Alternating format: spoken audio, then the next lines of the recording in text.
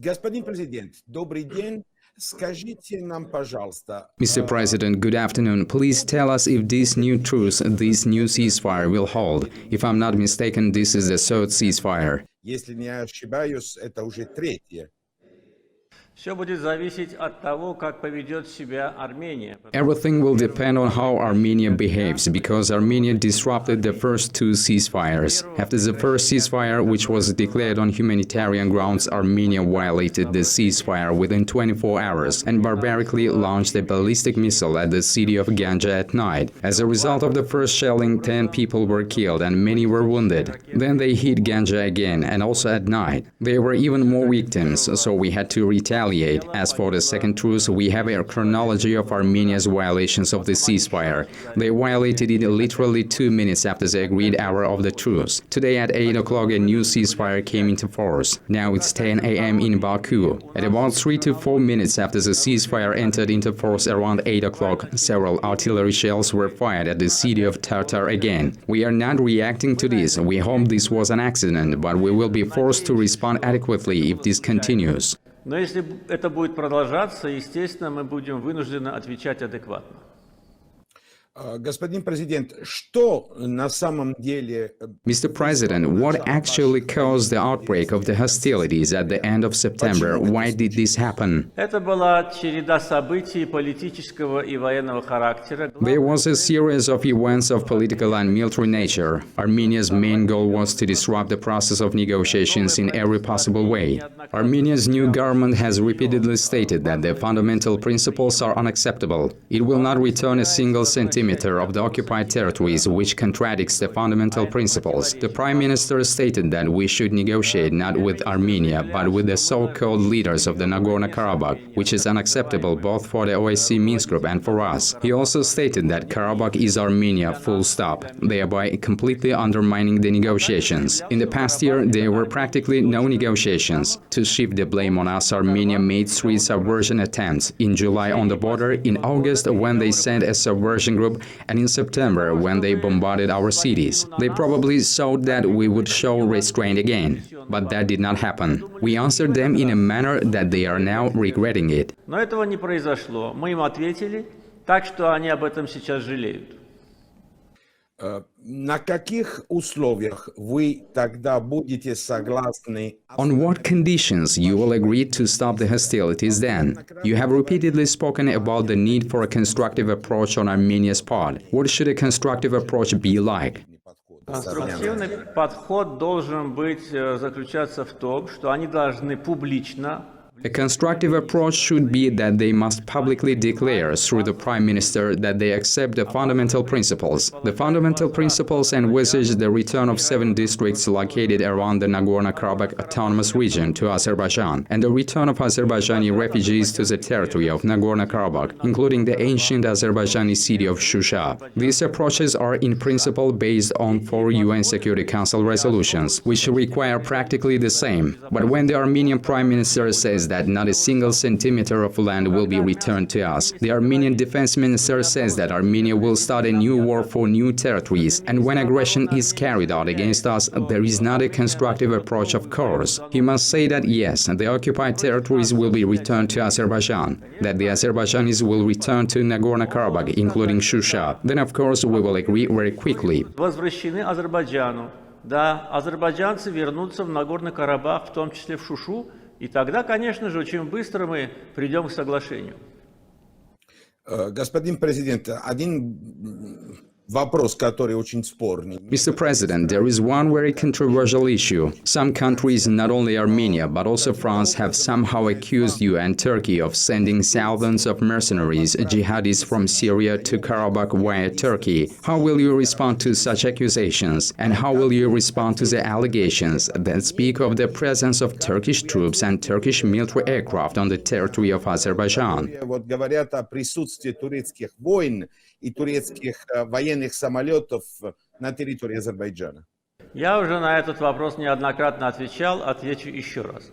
I have repeatedly answered this question many times, and I will answer it again. First, such unfounded accusations were brought against us by only two countries, France and Russia. France said that through the president, Russia through the head of the Foreign Intelligence Service. These charges were brought against us immediately after the outbreak of hostilities. Although almost a month has already passed, not a single piece of evidence, no proof was presented to us. For the first time, I will say this. I asked the French side for the heads of relevant agencies to meet, discuss the issue, and provide us with evidence. Nothing was presented to us, therefore these are all insinuations. All this is an attempt to cast a shadow on Azerbaijan. I regret that such unfounded accusations come from the co-chair countries, which are supposed to be objective. We do not talk every day about how many weapons are supplied from Russia to Armenia. We do not mention the fact that Armenia would not have lasted a day in the occupied territories without external assistance. Political support, military support, moral support, all this comes from countries that are supposed to stay neutral. Therefore, we strongly reject these insinuations. This is not necessary. We have 100,000 soldiers in the regular army. If necessary, we will announce general mobilization, which, by the way, we have not done, unlike Armenia. Therefore, this is all lies and slander. As for the participation of Turkish troops in operations, this is another lie. There is not a single piece of evidence. The Turkish F-16s are in Azerbaijan due to our joint military exercises on the eve of the conflict. We do not talk about the number of Russian MiG-29s and Su-30s are in Armenia. We do not talk about the fact that 5,000 Russian troops are stationed at the base in Armenia in Gyumri.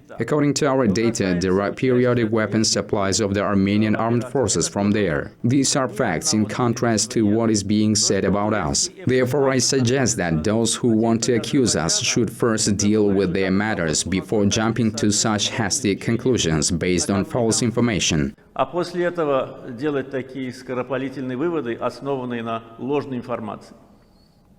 Господин президент, последний вопрос, который более или менее касается тоже нашу страну, Италию. Mr. President, my last question more or less also concerns our country, Italy. You probably know that there are many successful examples of a peaceful settlement of territorial disputes or separatism in Europe. We have one such model in Italy. It is the Alto Adige Südtirol. Don't you think that Italy could help with the experience in resolving the status of Karabakh? Moreover, Italy has very good, close and strong political and cultural relations with you and also with Armenia.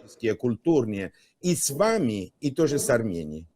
Да, я считаю, что Италия может сыграть очень важную роль. Yes, I believe that Italy can play a significant role in settlement of the conflict. I must say that when the Minsk Group was formed a very long time ago, almost 30 years ago, it was the Italian representative, the Italian diplomat, who was the leader of this Minsk Group. That was before the institution of co-chairs was established. After the co-chairs institution was created, the Minsk Group as a group of countries did not produce any results because the co-chairs took this activity into their monopoly. We know what this has led to. For 28 years, there has been no progress, no results, only promises, only bureaucratic procedures. In essence, it seems to us today that the co-chair's performance was aimed at freezing the conflict, not at resolving it. As for the model that exists in Italy, we have studied it. We also studied the model of the Åland Islands and other successful autonomy experiences. Azerbaijan, unlike Armenia, is a multi-ethnic state. In Armenia, as you probably know, 99% of the population are Armenians. Therefore, this is a very positive experience of self-government which could be applied in our case. As far as I know, such proposals were made in the mid-1990s. Even groups of representatives of non-governmental organizations and political scientists have visited your country, the region you are talking about, and the Åland Islands, but Armenia has always categorically rejected this. They believe that they would be able to occupy our territories forever, relying on military, political and economic support from leading countries of the world, but they made a gross miscalculation. We are proving our case on the battlefield today. We are implementing UN Security Council resolutions and are restoring international law. Мы реализовываем резолюции Совета Безопасности ООН, и мы восстанавливаем международное право. Господин президент, самый последний вопрос. Через год, на каком... Mr. President, the very last question, at what level will be in this conflict in 1 year? Or will it already be resolved by then? Да, я в течение вот этого месяца Практически ежедневно общаюсь с You представителями. know, I communicate with representatives of foreign media almost every day during this month. And in my addresses to the Azerbaijani people, I always clearly state our position. We see the future of the Karabakh region, not only the highland part of it, but also the midland, because Karabakh is a large part of Azerbaijan, as a prosperous and peaceful territory. And Azerbaijanis that must return there, and the Armenians who now live there will coexist in peace. Our position is this. I believe that this can be achieved with the mutual goodwill of the parties. After all, thousands of Armenians live in Baku and other cities of Azerbaijan today. The Azerbaijanis and Armenians have joined businesses in Russia and Georgia. They are mixed families. Therefore, I think that a reconciliation is possible. The Armenian leadership should simply abandon its aggressive policy. And if this happens, with our investments and development experience, we can turn this region into one of the world's most prosperous regions. But for this to happen, the consequences of the war must be eliminated. The consequences of the occupation must be eliminated. The Azerbaijanis must return to the lands that they have lived for centuries and live in harmony with the Armenian population. It will not be easy and it will take time. But we know how countries were reconciled after World War II when European countries were at war. The current neighbors and many people were killed. But this should not sit in the memory all the time and produce hatred, which is what the Armenian ideologies are doing today. Goodwill must be shown. If that happens, what I'm saying will happen. If not, we will return these lands under any circumstances, and the current state of affairs on the battlefield is showing that. We will return them at any cost, either peacefully or through war, but we will get the lands back. Therefore, I think that the Armenian leadership should seriously think about it and take the right step. Поэтому, думаю, армянскому руководству надо серьезно задуматься об этом и сделать правильный шаг. Thank you very much, Mr. President, and as they say in Italian, buona fortuna. Спасибо, вам тоже всего хорошего. Thank you and all the best to you too. Thank you.